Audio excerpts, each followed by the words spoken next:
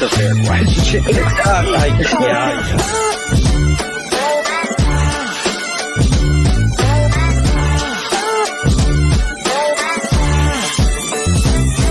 Dude, I was vibing out literally What's up, guys? My name is Ethan Isolation. Hey everyone, this is Robin. I'm here with your NEPA shows coming up this week on Friday, November 18th.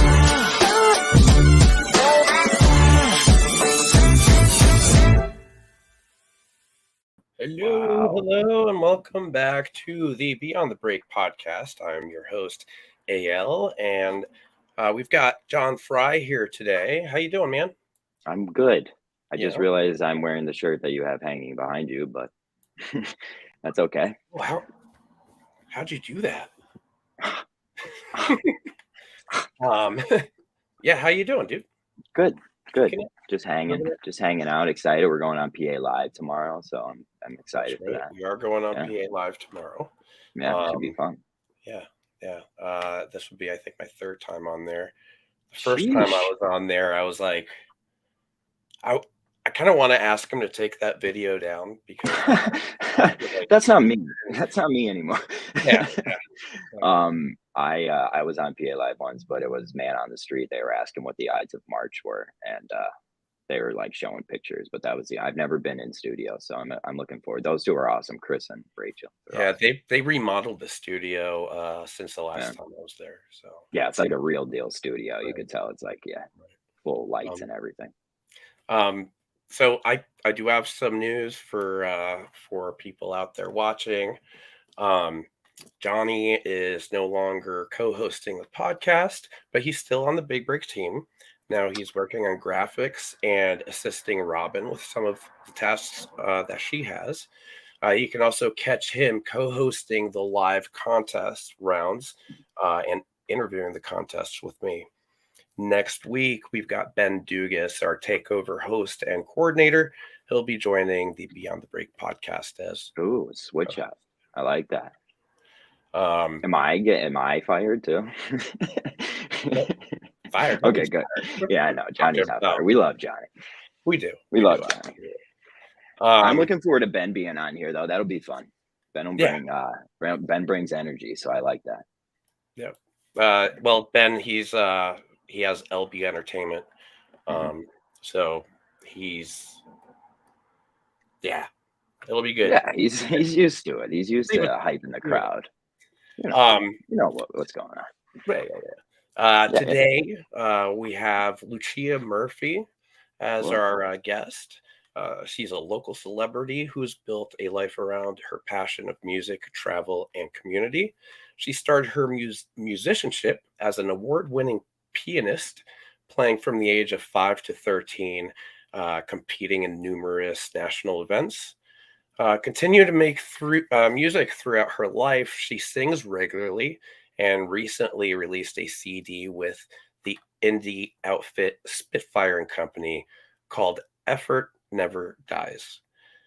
She believes in building a strong community and promoting local talent when it comes to music. So she spearheaded the creation of 2 Pennsylvania-based radio stations, ROK, Rock Out Radio, and the Indie Authority. Both stations aim to give airtime to bands bands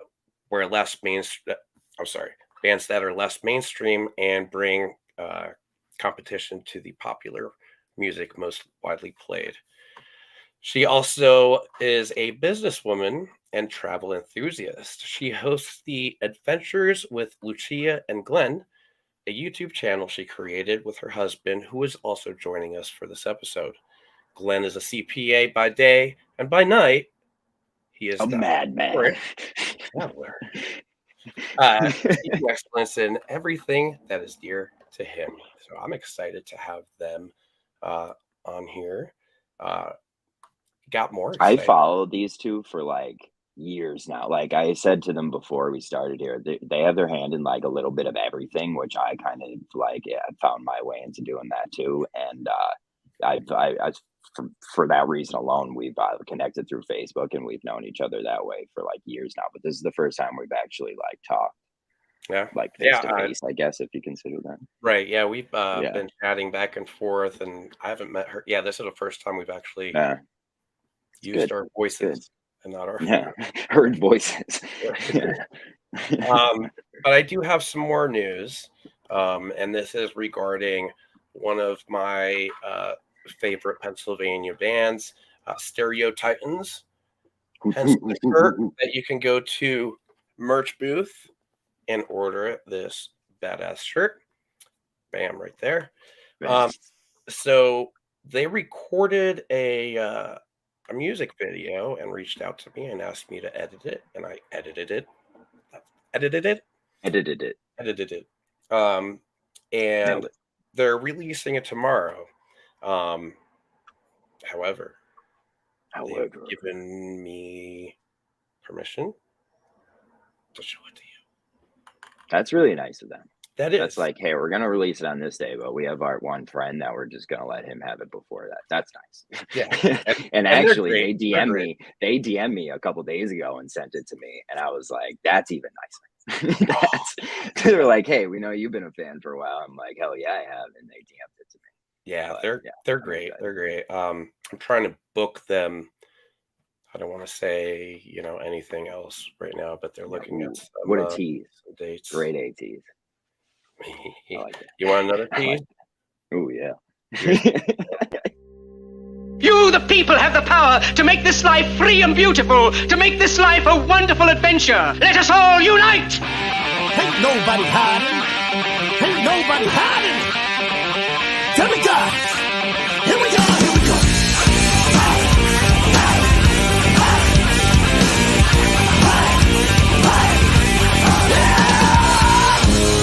March!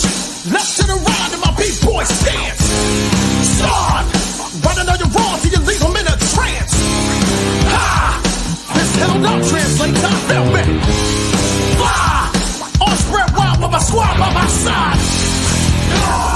Lift that man if he falls to the ground.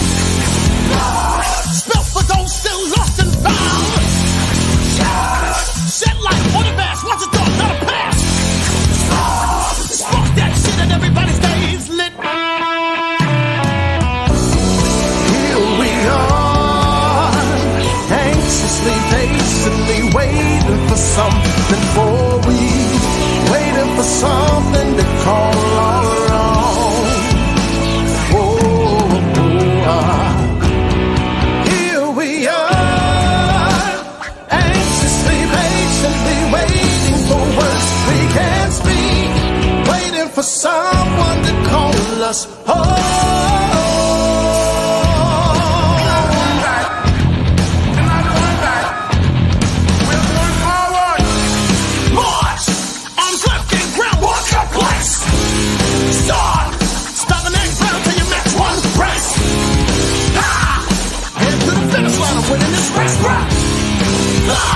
I said it in the first verse. Now repeat.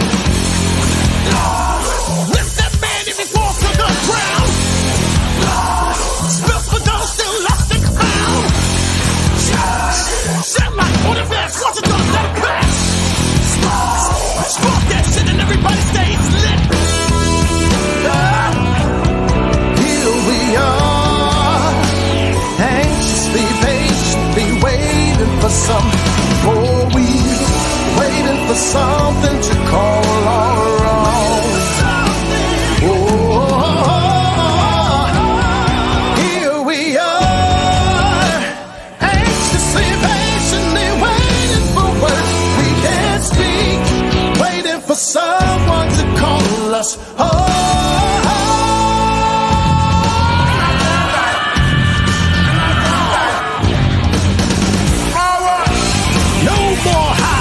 We only play seat, brother, and together we shall find our truth.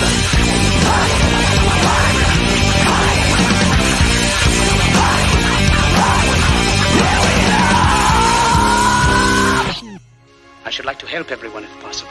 Jew, Gentile, black man, white. We all want to help one another. Human beings are like that. We want to live by each other's happiness, not by each other's misery. We don't want to hate and despise one another. Here We Are by Stereo Titans. And that voice you heard there was Charlie Chaplin, actually. And we've got our guests, Lucia and Glynn. How are you guys? Hello, we are doing wonderful. Awesome. Nice to see you. Coming to you from a gondola in Lake Wallenpaupack. I'm still blown Set away. the scene for it. I'm still blown away that you have that in your house.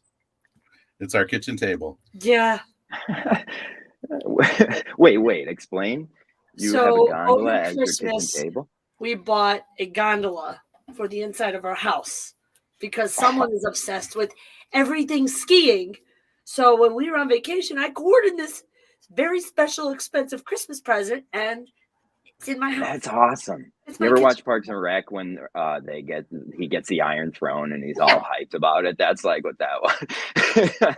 I love that. That's beautiful. And do you use it as a kitchen table? We use it as a kitchen table. Yeah. Essential fondue. Love it. This is my kitchen table. If I'm home, this is where I'm at. Yeah, my lap is my kitchen table. I feel our whole generation just doesn't have dining rooms. We just eat in front of the table. We're just messes. Well, I mean, ale's. We don't even cook. We order. I ordered bites tonight. Yeah, I do like it. Anyway, so let's get back. to that. So, Lucia, when did this all start? Wow. Well, I was born. Well, no, not that soon. 1979 to be exact. My mother was very insistent on me being in a hobby because that's how Italian mothers are. And considering she was raised by nuns in Italy, she decided to put me into piano because when you learn piano, they pretty much give you discipline with a stick when you're bad or when you don't pay attention or you don't listen to the instructions. So I got disciplined with a stick and I didn't play piano. Yeah. I have a sister who played piano her whole life. I have an Italian mother who made her. And I'll tell you what, she's a 4.0 student. I didn't take piano. Look at me. So perfect. So played piano I played piano for about a good solid 8 years. And then I gave it up at the age of 13 when the teacher died. And then years later, in comes this guy, me, who buys me a keyboard and says, "Play me Not Enough" by Van Halen.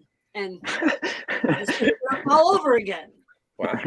There you go. So Glynn re-sparked your ambition, pretty much. Do you just do that for a lot of people? Like at any point you want to hear a song and you buy them a piano, or was that just a special a special moment? So when I was younger, I played by piano book, straight piano book, never did anything by ear, no nothing. In comes this guy at the age of 43, and he's bringing out stuff like Not Enough by Van Halen or Iron Maiden or this other stuff. So, of course, I'm not a perfectionist. I'm not going to play it the way they play it. I'm going to play it my own way. So here we are years later with how many songs in our 300? Hundreds of songs. Oh, that's awesome. Wow. That's awesome. We have been doing Piano Night Live for 4.5 years now. That's it? Yes. Oh, really? And where's that at? Every Saturday night. YouTube. Oh, on YouTube? Oh, I love We do it on YouTube either Saturday or Sunday nights, 9 o'clock. You just run the piano. You just run the piano right into the computer and just that's beautiful. Well, I play on a baby grand piano, which is another thing that this guy got into my house. Seems like you get her into a lot of situations. Yeah. Otherwise, I'd have all these keyboard arsenals around my house. Well, let's go back to I did not know she even played the piano. She did it for 3 years. It was an Easter Sunday, and she went to her sister-in-law's house where she sat down behind the piano and played one of the best versions I've heard of Motley Crue's "Home Sweet Home." You forgot about Strataship. Well, I said, I guess you know how to play the piano. We better buy you a piano, and we did. Wow. But he forgot when we were in China, and I played it from actually on a ship in the middle of the Yangtze River, and he turned around and he said, "Look behind you. You have an audience." And I didn't believe it until I turned around. I was like, I'd be like, start collecting tips then. What are you doing? Pass the hat. Yeah, pass the hat. So tell us about the music. Like, what kind of music is it? Like for Piano Night Live, or you mean the CD? Oh yeah, everything. Well, growing up, I always learned classical. So you had your Beethoven, your Bach, your Tchaikovsky, your Chopin, anything the teacher felt that I was ready to do, because she was very rigorous, and doing less, doing like level 1, level 2, level 3. And then she started throwing the harder stuff at me. And then she realized, she's like, okay, well, you're good enough to be in some recitals. So let's do some recitals at the school at Nativity of Our Lord, which still stands there today. Yeah, that was where I went to grade school. It was 1st through 8th grade. I went to a castle. Yeah. It was awesome. That school was awesome. 1st through 8th grade, every one. And then the very last show, right before she died, I was the second to last person of the recital. I actually still talk to the girl that was still number 1 to this day, thanks to Facebook. And I could just remember going up there on stage, and my palms would be all sweaty, be like, I can't do this, I can't do it. And I'd look down at my mother, and she'd be like, you better do it. That stick comes out. I pulled it off. I got a stick too, she said. And then I pulled it off. But over the years, I've always been, addicted to indie music. I actually listen. He'll even verify. I listen to it more than I listen to mainstream. Every time he'll put on a mainstream artist, I'll be like, no, we're going to play something else. And then he'll just give me a look like, I don't know that song. I don't know the words to that song. Were you able to figure out music theory, your cycle of fifths and everything, because of piano, and that makes music a lot easier. Look, because I always say piano players have it the easiest because they know how to read music the best. I would say because they're usually classically trained, so they know their theory of music, which is much different than knowing how to play guitar and using tabs. But now, I always say it's a lot easier than play Van Halen with all those, because you could kind of look at notes and know what's going on and everything. Right. But now it's more ear by ear, Not Enough. I didn't have the sheet music. I just sat down and I just started playing it. And he just looked at me. He's like, give me more. I want more. I want more. Yeah, which is difficult to do on a piano. A piano, you have to know how to play your bass hand. That's a much different than picking up a guitar. I don't know. I'm kind of shitting on guitarists right now. I'll stop. He hasn't picked it up since he got it. So it's hard. I can't do it. Another thing that we had done with her music presentation is to find the music to match the heavy metal songs. Right. We hired someone to write the music because we couldn't find it on piano anywhere on the internet. So we hired somebody to write these guitar songs and piano, so she can sit down and mechanically play them on the computer. I know how to read music, so that used to be a big thing. Was the sheet music to a soundtrack or something like that, or a CD. They used to come out with that. My sister would have books of Yanni and everything. She was obsessed. My dad was obsessed with Yanni, so there was Yanni. But then she would have the Titanic soundtrack and all that kind of stuff. And a lot of the sheet music isn't even out there. You go to the major distribution places like Sheets Plus or MusicSheets.com, and it's not there. And I'm on the computer saying, okay, Axel, let's go. Give me this song. Yeah. Turn it into sheet music. She'll mechanically play it. And she also, because she has this ability to read music, when I have her sing, she plays even better. Stop. So you have her sing and play at the same time, and she's good at it. Oh, stop. Yeah. So what were some challenges and stuff that you might be able to share with us for other independent artists that are trying to do this for the first time? So the biggest challenge is convincing people to listen to your music. Has always been the biggest challenge. Whether no matter what genre you're in the independent scene, you mentioned the band name to somebody. For example, I used to heavily promote Threat Point. They're all my best friends, and they'll be like, who? Who put what? So it's okay, it's let me break it down here, and then it's trying to find that artist that's similar to them that they would want to say, oh yeah, I want to listen to that.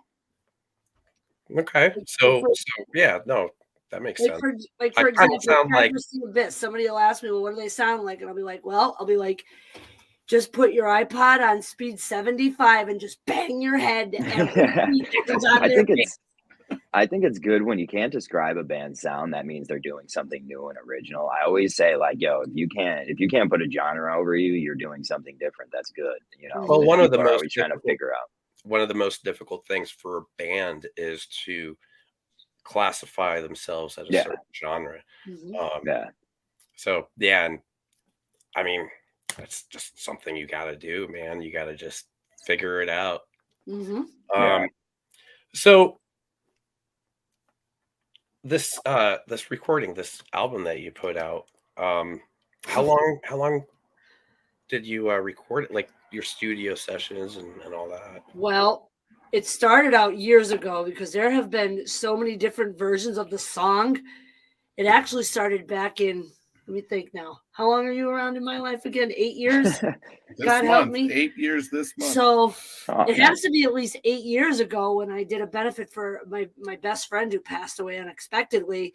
And I had a band called Red X come into town to perform with the locals, and we wrote the song, and I performed it live. I didn't know how to sing. I didn't know how to do anything. And I'm like, okay. I'm like, I got this. So, with the lyrics being on the floor as the biggest cheat, I would be looking down at the lyrics, and then, he'd be like trying to nudge me like, come on, you know the song, don't touch the lyrics.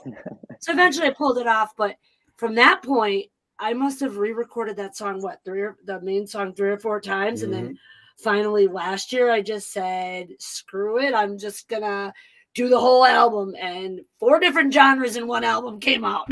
Nice. Where did you do it at?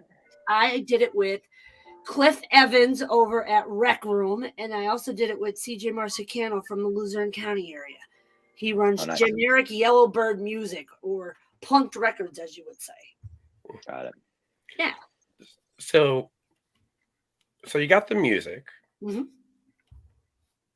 and simultaneously you've got the radio, right? Okay. So when and how and why? Like, what made you decide? Well, the radio came years ago before I even decided I was going to do an album, or even think about doing singing.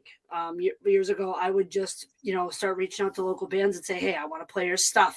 And I would sit there countless of hours. And this was even before him. I would sit there countless hours like you do in my studio and just look for bands and say, hey, I want to play your stuff.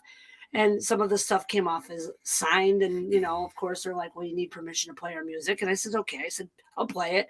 And I played it. And eventually it got a lot of recognition to where I partnered up with another radio station out in New Jersey.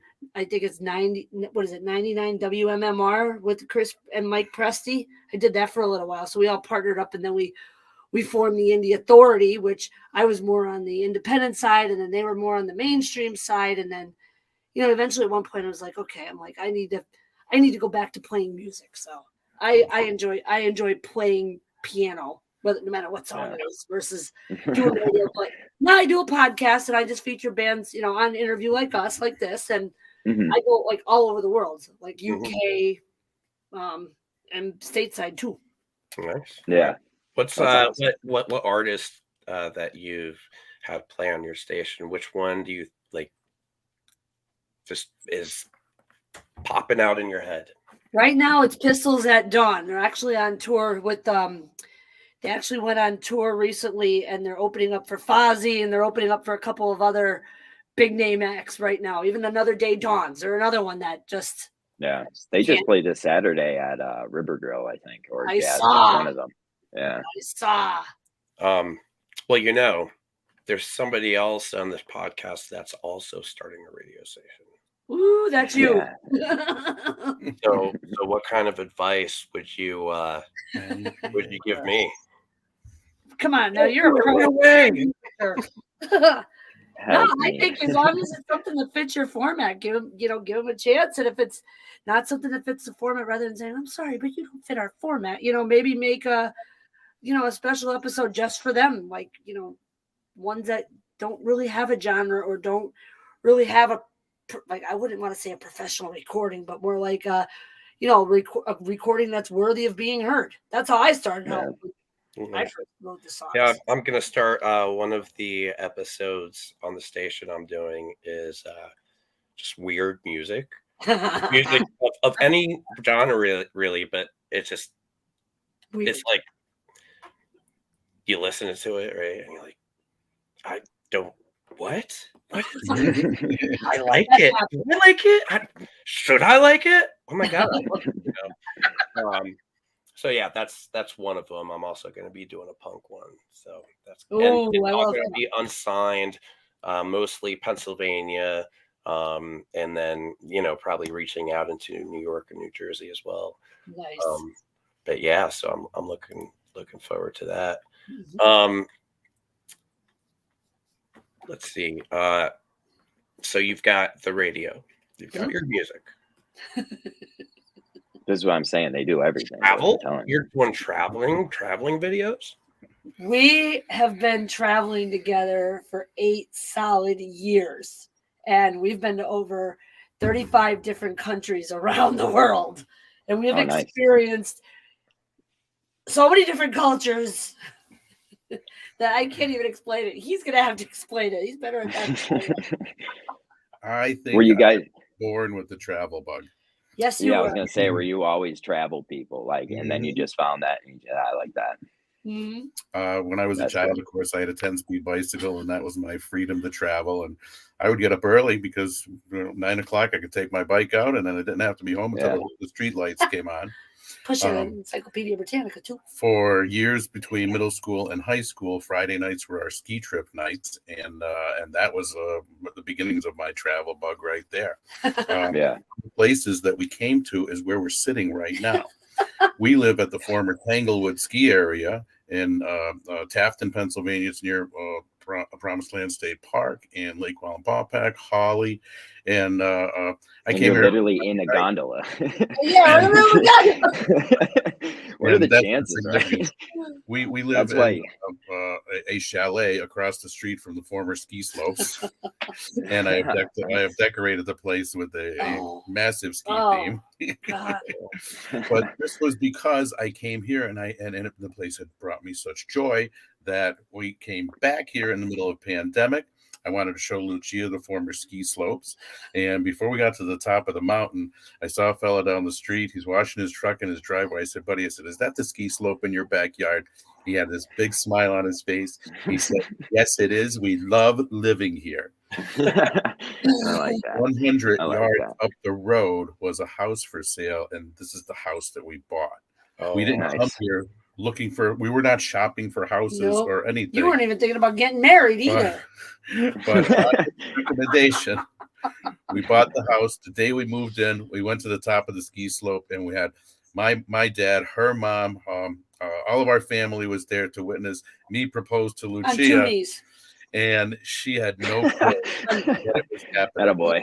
I told them we were going to the top because I also bought the sunset at this place. And we got up there, and she was completely surprised. Pissed her Peter pants. She did. She peed. She literally. But 93 can't days buy that, later, buddy. You can't buy that. Actually, I think married at the top of the ski slope too. So this place is very near and dear to us, and this was the beginning of me having a travel bug. And when my youngest daughter was born, I would start to travel. I would go by myself because my ex and my 3 children wouldn't be able to take more than 1 vacation a year. So I had the ability, because I had the money and the time, to be able to take an extra vacation, and I would start to take and check off some of these places on my bucket list. Because by the time I was 30 years old, I had a whole list of places that I wanted to go. And money. I was happy. Fast forward a little bit, and I met Lucia, who doesn't have children. She has cats and dogs. And we were able to get up and go. And what did we do? We got up and went, and then pandemic struck, and we were forced to stay put, of course, especially with COVID. Shelter at home. Did it drive you nuts? In 2020, we had plans for Tokyo, Japan. We had plans for Australia. We had plans for so many vacations that just got put on hold, and now we're finally. I went to Key West like probably 2 weeks before everything shut down. Nice. Maybe more than 2 weeks, but it was right before it, and it was like right as COVID, like people were starting to talk about it, and like some people came back and they were sick from that, and it was definitely COVID, but it wasn't a thing yet. But it was like we got like the last trip off you could before COVID happened. And it was at Key West, so it was a great spot to go to. Nice. Yeah. Our last trip, we went to Memphis, Tennessee between Christmas and New Year's. We got to visit Elvis's Graceland. We went to his birthplace. 7 whole states. In Tupelo, Mississippi. Went up to Nashville and got to experience Broadway up there. And then we got the grand tour of St. Louis from a woman that we traveled to Japan with years ago. In STL Voyages magazine. And we got in the magazine. Do you guys have friends that you travel with a lot too? Or do you guys big on meeting people out there? Because like I love going to hotel bars. Like we go to hotel bars all the time and just try to like just see who you meet. Like hotel bars are one of my favorite spots. But meeting people like in random, I love that. Most of the time we travel alone or with my family. Occasionally we'll bring Lee Johnson with us or some other folks. And it's just like I said, we're going to try to get all 8 people together tonight for the podcast, but it's hard to round everybody up. Oh, it surely is. Oh, yeah, it sure is. Would you say that your travels have impacted your music? Yes, because it makes me want to think, what song am I going to write next? I have 3 written. I have 3 written. Number 4 is in progress, which that's really going to just take me out of my element, like 100%. Because I'm an Anthrax fan, diehard. Little does he know. And, I don't tell him, but no. He thinks he knows my music habits, and the only thing he knows is that I'm a Bon Jovi diehard, but he doesn't know, that I listen to Stryper or Anthrax or Van Halen with David Lee Roth and stuff like that. So, every time we travel, especially when we're in the Asian countries, it's like, all right, I want to do an Asian song. We love to find a public piano and make her play a song. I would love that. That'd be good. Yeah, it definitely inspired. It sounds like it inspires you. What about the music scenes? Like I'm always curious what other places, how their music scenes are. Oh man. Compared to here or I can definitely tell you in Tennessee, the music scene is alive. Every bar has a country band performing. Nashville's insane. That's Tennessee, right? On Tuesday. Nashville's insane. We've also been in New York City, and we've seen some independent bands in New York City, which New York City is alive with music. It just depends on that's its own scene. You hit. We've even gone to a Monster Energy Drink Festival where we've met the biggest bands out there, especially Sister Sin from Sweden and Jungle Rot and so many more. It's like everywhere you go, the music scene is just like exploding. And it's like, you look at our area and it's like, okay, what's the problem here? Like when we did our CD release show, we had some of the best independent acts on there. We had the Mesos. We also had but you got to get people to come out. Right, you got to get people to come out because that's the big problem. I saw it. I remember we were talking about this. You guys did the release show. You streamed it too, right? We streamed it and everything. That's a nice, unique way to do it too. And it was bands supporting one another's, especially the 2 from New York, Revel 9 and I forget the other band's name. The Keystone Stage was very accommodating. They did great. They're the greatest. Java Screen, that's it. Yeah. Mm-hmm. Yeah. No, they're great. Actually, we're doing all of our shows for the big break. Good. Are you great? Yeah, all 3 are happening there. We're gonna have embraced the technology. Yep. Mm-hmm. Oh yeah. And the way they have things laid out for like the 21 and over, the under 21, it's dead on. It's like, it's run just like I don't want to say a school, but it's just run like a massive production, and that's it. Right. You never hear artists, it's rare you have a place like that where artists could do really whatever they ask of at the place, and you don't hear people who are like, but they're a pain in the ass to work. They're the best people on earth. They're the kindest, most genuine people, and we've had him on here, and they he's were so organized with our CD release, from the contract, explaining everything all the way down right to the end. And then at the end, they had all the money secured for everybody. All the bands were paid. And what was nice about it was, although I didn't make enough to pay all the bands, I took the money out of my own personal pocket and I paid every band and made sure that they were covered. And every band just looked at me. They're like, that is the most genuine thing you can do. And like I tell everybody, I'm a giver, I'm not a taker. And that's it. It's how I've been raised. And he's the same way. Yeah, we did a benefit show, Metal for Morris. They were more than accommodating. You know, it's really nice because, you know, some venues are just hard to work with. You know, yeah, most venues, like there's like 4 that aren't. Like, yeah, they're we're not talking to you venues. Right. Well, when you talk about venues, a lot of times you're talking about the tavern that someone is setting up the band in the corner, and the owner of the bar has 6 bands a week through there, and he doesn't take any crap, and he you know, wants everything in order, and he wants you to bring all of your fans with you. Yeah, and he expects money to be made. That's right. Yeah. So he doesn't care about the music part of it. Stage, there's no pressure like that. Right. Yeah, that's the other thing. It's not like they're sitting there, like, say you have a show and maybe half the amount of people or less that you think were going to be there are there. You will never hear a peep from them complain. They're like, "We love this. This is great." It's like, why are you screaming? Yeah, there's not a lot of people here. So when you're traveling, you know, you're going around to these places. What's the method? What's your method? How do you find shows to go to? How do you, like, where do you look? Is it like, you know, it's funny. We don't look anywhere. We the minute we touch ground, we put the suitcases down. We're gone every day from like 7 a.m. in the morning until midnight, sometimes 1 o'clock. We've even gone 24 whole hours just exploring the city and looking. Like, the biggest thing in Asia right now is karaoke. So when we were in, you know, Japan and China and Singapore, we would peek our head in and see what they're singing. You know, of course, they know that we're Americans, and they would they noticed immediately. Yeah, and they would welcome us and they'd be like, "Play what you sing." And of course, this one gets up and starts singing "Sweating Bullets," and I'm like, "You don't sing that song over here."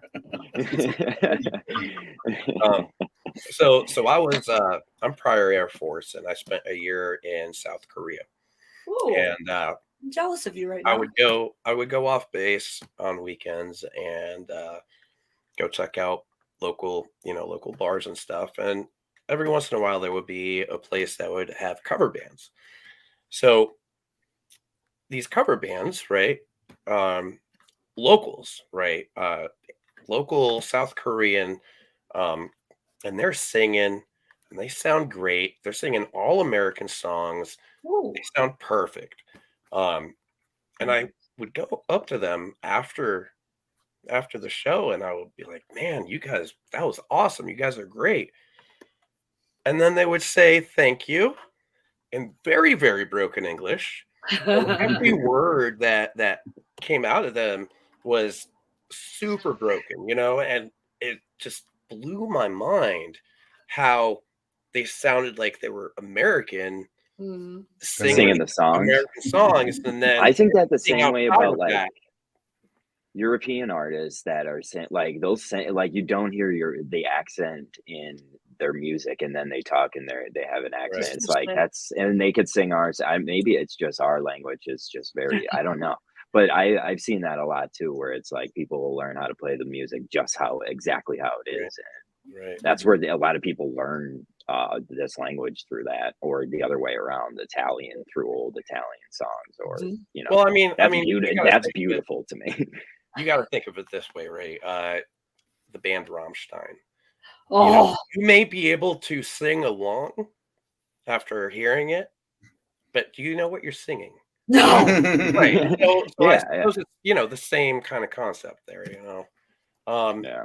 So in your travels, I mean, we've talked about here, it sounds like the Keystone Stage is your like #1 local. Of course, absolutely, 100%. How about throughout your travels? Do you have like a venue that just, you know, just above and beyond? Tokyo Dome. Well, we have not seen any shows at Tokyo Dome, but we did get to witness the reunion of Marty Friedman with Dave Mustaine. Yes, we did it. Budokan. The live at Budokan was on Monday night. That's a nice venue. It was actually on Monday at 4 a.m. we watched the replay at 8 o'clock at night. Yeah. And this is an arena that I would love to see a show at. Yes. My favorite band of my teenage years was Cheap Trick, and if you ever heard the song Surrender, it was recorded live. Yeah, that was a Guitar Hero song. Yes. How many times have we seen Everyone knows that song because of that, I think. I feel like, yeah. Surrender. On the road too, we were in Germany, and that's right, Doro Pesch, Stuttgart, and we got invited by Doro Pesch's drummer, to see the show, and we got to hang out with their drummer used to be in Britney backstage. Fox. He's from Allentown. Yep, he's from Allentown. And I think the guitar player, the bass player is from Allentown. Yeah, too. he is too. Small world. Yeah, that was cool. For Doro in Regensburg. Yeah, Germany. Regensburg. And, that's how the Autobahn was born. Okay. We'll get to the name of Lucia's business, which is Autobahn. And how did we get the title for it? We were driving to the Doro Pesch show, and on the there's no speed limit whatsoever on the Autobahn. Yeah, but there is a speed limit on the exit ramps. So they snap your picture and send the fine to whoever owns the car. Yeah. Which our case that's a bait and switch kind of though. That's they get you on that one. They're like, yeah, you can go 200 out here, but don't do it. Not on the exit ramp. Yeah, slam on the brakes before you get off here, pal. So that is how we named Lucia's business. But we've been to other big shows in Europe as well. Yeah. I can remember buying the tickets for Crocus in Zurich, Switzerland. That was crazy. Bought the tickets in March and got to see the show. This was December of 19. That was their farewell show. It was their farewell show. They were supposed to come to the U.S. and do farewell tour. Crocus here in the States, and COVID hit, and the whole tour got canceled. Oh man, that was okay. We're talking fireworks. We're talking confetti. How was Switzerland? Every single seat. This was the biggest band to come out of Switzerland. All the heavy metal bands. Mm-hmm. That's crazy. There was something that happened here last weekend. There was supposed to be a show. Actually, it was this one.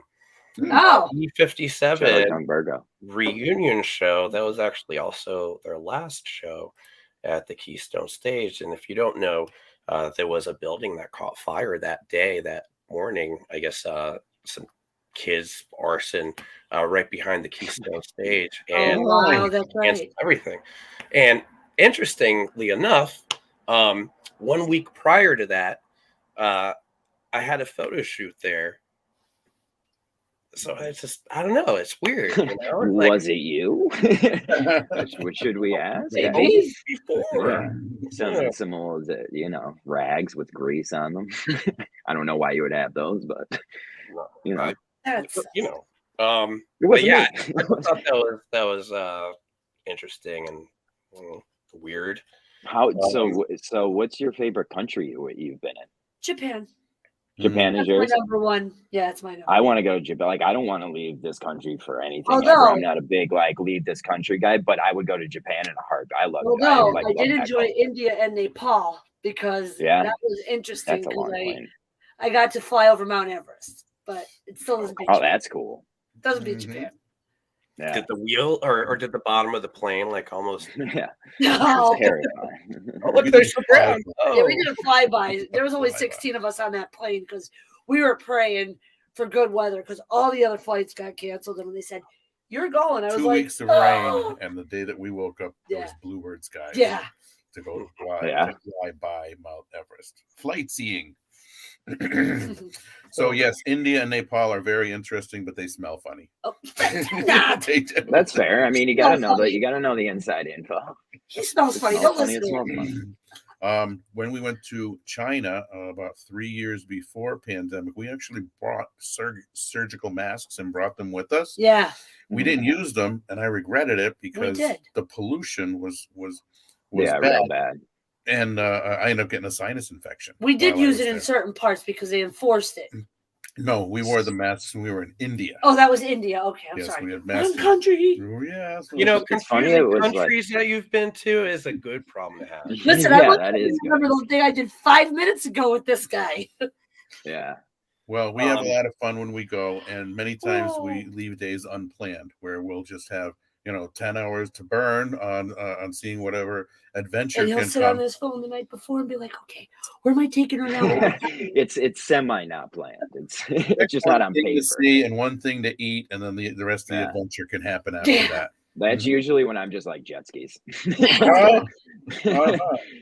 So do you when you are home and not traveling, do you go out to local shows and check them out. In fact, we're going out to one this Sunday. We're going to go see Traverse the Abyss at the Keystone Stage. I'm actually probably going to end up there too. Ooh, well, I'm grabbing a selfie. There's a wrestling. There's a wrestling Nail match Bite is playing that, I believe. Yeah. So yeah, we've been friends with Eric for a very long time. I know some of the guys in variant season, so it's going to be a good time. Yeah, it's going to be huge. Across the street in Old Town. Yeah, of course.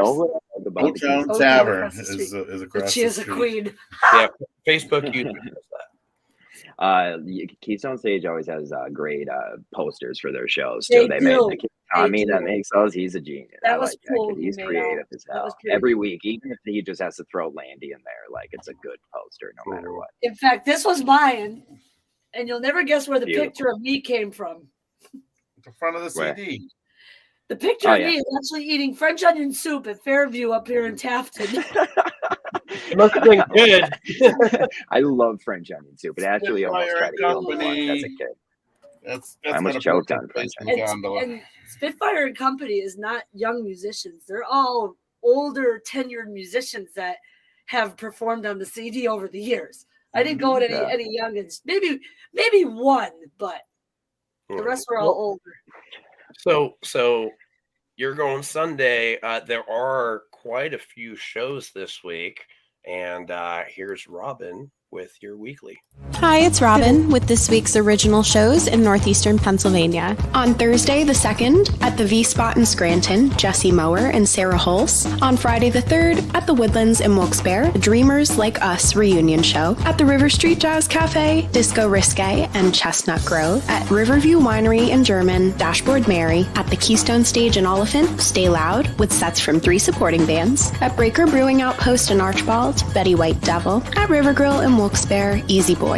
On Saturday the 4th, at the 1905 Tavern in Scranton, Counter Butter. At Arlo's Tavern in Uniondale, the Young Virgo Duo. At Last Minute Brewing in Scott Township, the Dishonest Fiddlers. At Tap at Humboldt, Not So Hollywood. At the Creative Compound in Honesdale, their Women in the Arts event. On Sunday the 5th, at the Keystone Stage in Oliphant, Traverse the Abyss, with sets from 3 supporting bands. On Tuesday the 7th, at Wayne's World in Dallas, their first Tuesday open jam. On Wednesday the 8th, at the Stone Creek and Hunlock Creek, Chris Zawatsky. On Thursday the 9th, at the V-Spot in Scranton, Gracie Jane Sinclair. If you want your show featured on the next episode, go to thebigbreak.org/podcast and click the Submit Your Show button. That's all for this week. Make sure to head to a show, spread the word, and support independent artists. Great job, Robin. Yay, Robin. Yay. Well done. Shout out to somebody who muted. I wasn't expecting to be on camera, but hello, everybody. Hello. Yay. That's like my favorite segment that we've done because it's like it's so productive of us to think of to do. Is it weird for me to say me too? Yeah. No, that's weird. I shouldn't do that. Okay. Yeah. Good job. Yeah. Thank you. Bye. Hi, Robin. See you later. Just got knocked out. So, where can people find anything that you do? Do you have like a link tree or something? I do. I actually have direct.me/Lucia and Glynn, and it will connect you to every social that we are on. I've ever done. Even socials you haven't heard of. We'll see if Robin can throw that link in the chat for everybody. Yeah. But we're on all major socials. We have a cult of a following on TikTok, which started off as a joke, but we'll have to save that for another time. TikTok is a different beast. Like it's my job to do social media, and I don't even know how to. I've like Jelly just graduated from college, and she's now our boss. But I'm like, you can handle it, dude. I don't want to. I'm not doing. I don't know what the hell to do with it. I gotta give a shameless plug. So we've been on it now for 2 years. We have about 4,300 followers. Go take a look at Raising Dylan. They're actually friends of ours out of Wilkes-Barre. They have almost 1 million followers in under 2 months. Yeah. So I don't know what I'm doing wrong. I used to do this like podcast, and there was this guy named Harmon, and now he does a segment. It's called "Be a Man," and it's just like this. It's a TikTok, and it's just he says something, and then he goes, "Be a man," and it's like he has over 3 million TikTok followers. He's with celebrities. He's with. It was like, this is insane. It's insane. Like, be a man. It's one of like people know it all the time. I was getting my haircut today, and they were bringing it up. I'm like, dude, I know that guy. And Dave Kopko from Slapjaw plays video games for what 15 seconds, and he has 1 million followers. Yeah. Not playing videos, playing board games. Board games, that's it. Vintage board games. I love board games. Mm-hmm. Crazy, man. That's insane to me. Like I have personally avoided TikTok and Twitter as well forever, and then recently I'm like, well, I have to do it. Yeah. I have to, and that's something that you just got to do, if you're a band, you got to have as many socials as you can, I make video. AL, you make video, and I have fully produced a TikTok video, and I'll get 2,000 views, and then I'd use like the sound from the movie Hook and put it over top like a picture, and it has like 8.5 million views, and I'm just like, what did that do? That's my biggest one I've ever done. It has like 8,000 likes. I'm like, it's almost as if these days, the lower the production value, the better. Well, yeah, they want that. Like, that's like the bad green screen. And I'll tell you, I have no video production expertise whatsoever. None. Zero my hero. Okay. And I use CapCut to put hours together. If it's a short, we're getting like up to 20,000 views. But if it's like an adventure video or it's like a food video, it's like the most we've ever got was like 4,000 views when we went to New York. That was like our biggest one. Yeah. I'm not like a big view guy. Like, I don't care about view, but like with TikTok, I just see the dumbest stuff get so many. So that's what I hate about it. I'm just like, why? I just spent 2 days making that video. Like, appreciate it. It's kind of discouraging at times, It's so like, why? You're putting all of this work and effort into producing something, and then it's like, hey, look at my cat. Meowed funny. Yeah, it has 8 million views, and you're just like, God damn you! It's world. A cute cat. I get it. I viewed it. I liked it. I liked it. I liked the cat video. I am a trained extemporaneous speaker. I had 4 years and plus a couple of years in college training. No wonder why Mouth gets in trouble. Mostly what we do as a speaker, unrehearsed, uncut, full. And it's her mouth that gets us in trouble. Oh, yeah. Especially when we used to do our podcast on our radio station, we would say the most uncuffed things. And then as soon as we're done, the phone rings. It's like, what did you just say? What did you just say? It's like, oh. Don't worry. I do stuff podcasts where we're always getting in trouble, and people are always telling us, keep doing what we're doing. So I think that's what people like. So do you guys have merch anywhere? Any? Not yet, but we will soon. The business has some merch available, but our socials merch. Not yet. Not yet. No, that's coming because he gets to design it. I'm not designing it. No. Are you familiar with Merch Booth? Yes, I know all about it. We got to talk to him. Yeah. Well, you're talking to him right now. I know. Yeah, I know. Oh my God. Let's do it. This is literally 2 and 3 in the company at this point. Yeah. No, we'll definitely. We're ready. Yeah, it's. Merch is like a thing where we're trying to always just make sure artists, because the Big Break's job is to make sure that bands are being as successful as they can be. At the end of the day, that's our job, not to make a music video for somebody. That's all. The winner gets that, but our job is to make independent artists make money and be famous and be happy. But like, this is how you got to do. You got to do side stuff like this that are just easy revenues, because like you got to support this habit somehow, right? Like, because it's hard. Like you said, it's hard to pay the bills doing music. It's very, very, very hard. But it's easy to pay the bills selling merch. Right. They pay my bills. They pay my bills. So. And the beauty of Merch Booth is that they don't have to pay anything up front. Unless they're getting, in bulk to sell at shirts, which we can, provide as well. But that's huge. That's huge. You send people to your website, they buy it, you get your cut. Yeah. Are there, do you have any more plugs or anything that you want to throw out there? Give us everything. Give us a business. Give us everything. We like to let people plug. Our interest in travel has spawned a son of Audubon Title and Tag. God. Audubon Title and Tag is now also Audubon Adventure Travel.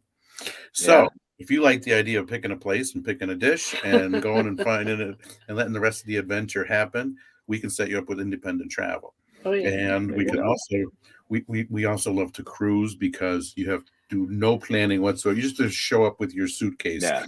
And the rest and of you're trapped there. And that's their job from that point. The cruises is where you meet the most interesting people. Like people are so laid back. We started our Lucia and Glynn group. You can talk to anybody. We started the Lucia and Glynn group. We just had people we traveled with, and now all of a sudden, 881 people later. Mm-hmm. Really? Yeah. We have we call it our random table list for the wedding. We're just random people that we met through life that are we're gonna make sit together. Right. That's and it's only 10 people. You guys have met a lot more people than us, or we suck. We love what we do. We love to share it with the world, and we hope that people will come up to us and say what they say all the time, like, we follow you. We live vicariously through you. A lot of people do that. Yeah. Mm-hmm. Especially like when we're out eating the foods, like especially the weird foods. They'll be like, I can't believe you just ate that. Are you foodies? Are you big foodies? Oh, do you like massive? Yeah. We have one of our favorite restaurants is in New York City. It's called the Buena Vista, 9th Avenue, outside the back of the Port Authority bus station. Look to the left, and it's a combination of Portuguese and Spanish cuisine. Yeah. And some of the dishes that they serve. That's all I like about New York City. Oh, what are your favorite dishes? The octopus. You can see the tentacles. What your favorite? What country? Squid. What country was your favorite food? Oh gosh, Oh. They fed us very well in China. I have to say, they have these lazy Susan tables. Where they? I love them. Oh my God! The beer fell, and somebody spun the table and it knocked her beer over. I was so mad. All over her dress. Anyway. 12 people sitting at a table, and they drop 15 dishes of food on there, and you just start eating until it's gone. Yeah. And this happened on more than one occasion there. One night they took us for Peking duck in Beijing. That was good. And was it Thanksgiving? I think that was our Thanksgiving dinner. Was Peking duck. Oh, nice. It's a ritual, the way that the chef is trained to cut this duck into 100 pieces. Yeah. Oh, so it's not like a Christmas story where they left the head on. Yeah, like a Christmas story. Christmas story, right? Oh man, the head's still on it. Wow. That's that movie. Oh, you guys have been so entertaining. Oh my goodness. So before we wrap things up here, I do want to throw this out there. We've got the big break. More signups are still open. Thank you, John. I was kind of looking for that. There it is. I found it. There it is. So season 4 signups end this month. Dun, dun, dun. How many signups are we at? Are we at a good number? We're at a healthy number. Oh yeah, we're at a healthy number. And I'm not gonna say anything else right now. Okay. That's good. I mean, I know we're at a healthy number. That was just for people to motivate them to get into this contest. But some of the signups that I've heard already, I'm obsessed with. Well, I told the one song I can't say who it is, but the one song I'm obsessed. I know it's yeah, you know what I'm talking. But obsessed. It's cool to see all the genres. It's so wide, spread out. It's That's pretty awesome. Takeovers. We do have the takeovers, big break takeover. That's when we're booking our contestants in venues that don't normally book original music. So these venues normally have DJs or karaoke or cover. And we, they're allowing us to bring original bands and do a takeover that night. So we're doing those. it's going to be almost every Friday or Saturday through June. I challenge you to get an original band in the honky tonk. And not country. I love the honky tonk. I love that place. We go for breakfast there some Sundays. I love that All place. right. I'm not even. I get that Bloody Mary all day. All day. I know it's that song that drives me insane when I hear it. Oh, the honky tonk. Yeah, this isn't Delmar. It's great. Yeah. It's exactly like that song. Quite similar. So thank you so much. This was great. And Glenn, very, very good to meet you here. Absolutely. And it sounds like we're probably going to see you at the Sunday. On Sunday. Mm-hmm. Yeah. So that's cool. And Traverse the Abyss, man, they're killing it. I love those guys. Aren't they currently battling for Whack and Air? Oh, I think they're I think they're in the running because Prism's in the running too from New Jersey. Whacking. Oh yeah. Mm-hmm. But yeah, stick around. We're gonna play a video, and you guys are welcome to stick around till after the video, and we go off air and we can have a chat. But to close things off, because Stereo Titans are releasing their new song tomorrow, and they did play for us, not competing for the big break, but they did headline the finale for us, season 2 at Bar Louie, which is now closed. Yeah, that show was wild. Yeah, it was. And this is a mashup called Stranger Things. And okay, you got your finger on the trigger. Okay, so I got my finger on the trigger. 3, 2, 1, go.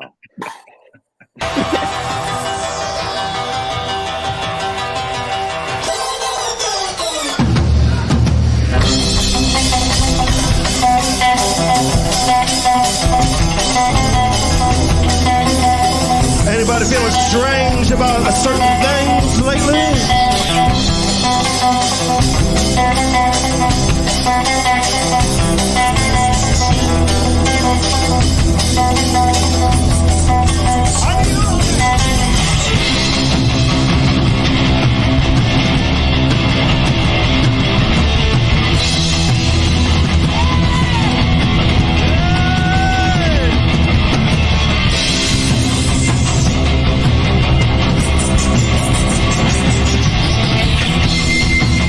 Oh, I got you.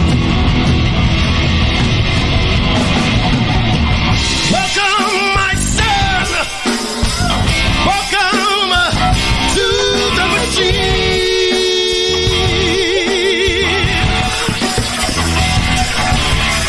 Where have you been? It's all right, I know where you've been.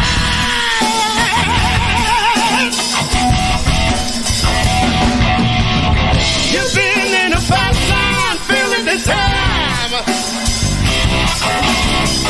Provided with the scatterable boy. You bought a guitar to punish some more. You didn't like school. Ain't nobody.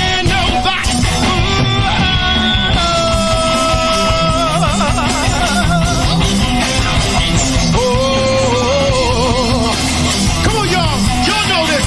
Bring it with me. So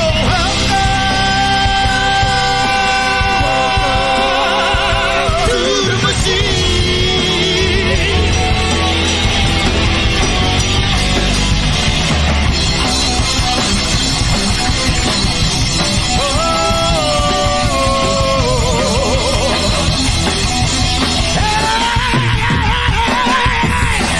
Welcome, my son. Welcome to the machine.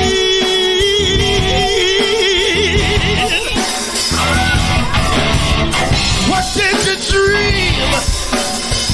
It's all right, I know. What the dream?